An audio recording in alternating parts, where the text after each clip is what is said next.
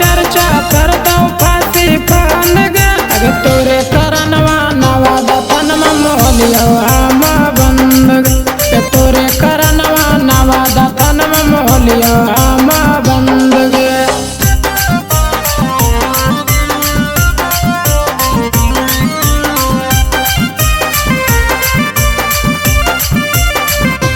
छौड़ी प्यार के तू नाम पर कलंक हो गेनी जब लड़के अइलौ बारी त तू अलग हो गेनी।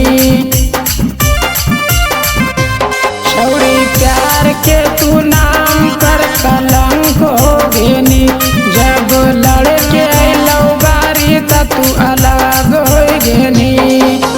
बप्पा के समझैली हम कर तोड़ देब हम घमान गे बप्पा के समझैली हम कर तोड़ देब हम घमान गे तोरे करनमा रजौली तनमा मोहलिया हम बान गे आगे तोरे करनमा गया तनमा मोहलिया हम बंद गे।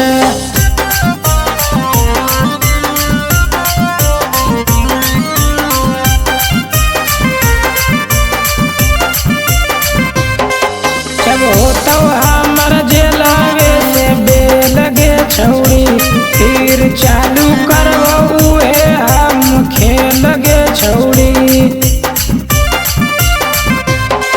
जब होता हमर जेलवे से बेल गे छौड़ी फिर चालू करबो उहे हम खेल गे छौड़ी। संजय प्रदीप परदेसी के होटल गुस्सा ठंड गे